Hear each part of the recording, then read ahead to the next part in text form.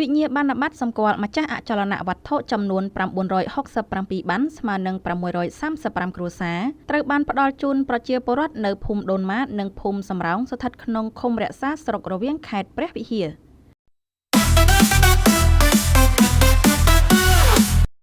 លោកមិនស៊ីថាអភិបាលរងខេត្តព្រះវិហារបានអញ្ជើញជាអធិបតីភាពក្នុងពិធីចែកវិញ្ញាបនបត្រសម្គាល់ម្ចាស់អចលនវត្ថុជូនប្រជាពលរដ្ឋនៅភូមិដូនម៉ានិងភូមិសំរោងឃុំរក្សាស្រុករវៀងខេត្តព្រះវិហារដែលពិធីនេះប្រព្រឹត្តទៅនៅព្រឹកថ្ងៃទី21ខែឧសភាឆ្នាំ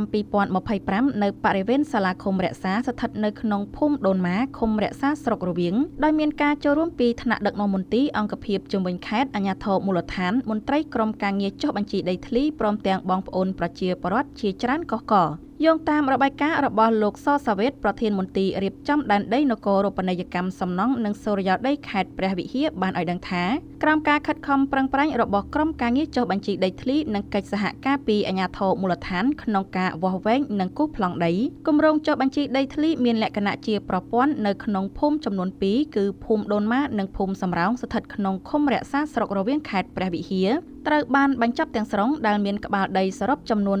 991ក្បាលដីឃើញថាក្បាលដីដែលត្រឹមត្រូវតាមនីតិវិធីច្បាប់ដែលត្រូវចេញវិញ្ញាបនបត្រសម្គាល់ម្ចាស់អចលនវត្ថុជូនសរុបមានចំនួន967ក្បាលដីស្មើនឹង635គ្រួសារក្នុងនោះជាកម្មសិទ្ធិឯកជនរបស់ប្រជាពលរដ្ឋមានចំនួន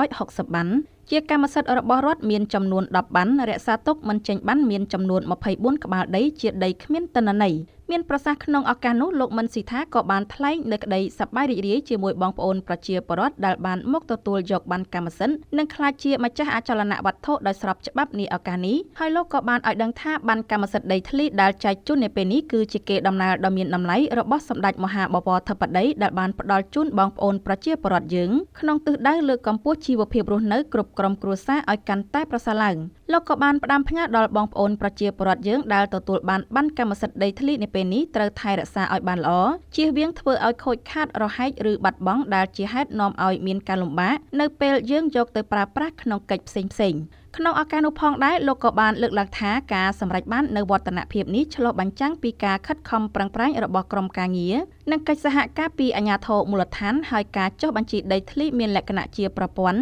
មិនត្រឹមតែជួយធានាសិទ្ធិកាន់កាប់ដីធ្លីស្របច្បាប់ប៉ុណ្ណោះទេថែមទាំងរួមចំណែកដល់ការកាត់បន្ថយចំនួនដីធ្លីនិងលើកកម្ពស់ការអភិវឌ្ឍសេដ្ឋកិច្ចក្នុងតំបន់ផងដែរបន្ថែមពីនេះលោកក៏បានថ្លែងប្រាប់បងប្អូនប្រជាពលរដ្ឋយើងពីកត្តាសុខសន្តិភាពដែលមានសពថ្ងៃនេះក្រោមការដឹកនាំរបស់សម្ដេចតេជោហ៊ុនសែនប្រធានព្រឹទ្ធសភានិងជាអតីតនាយករដ្ឋមន្ត្រីនិងបន្តដឹកនាំរបស់សម្ដេចមហាបវរធិបតីហ៊ុនម៉ាណែតនាយករដ្ឋមន្ត្រីនៃកម្ពុជាបច្ចុប្បន្នដែលធ្វើឲ្យប្រទេសជាតិយើងមានការអភិវឌ្ឍលើគ្រប់វិស័យនៅទូទាំងប្រទេស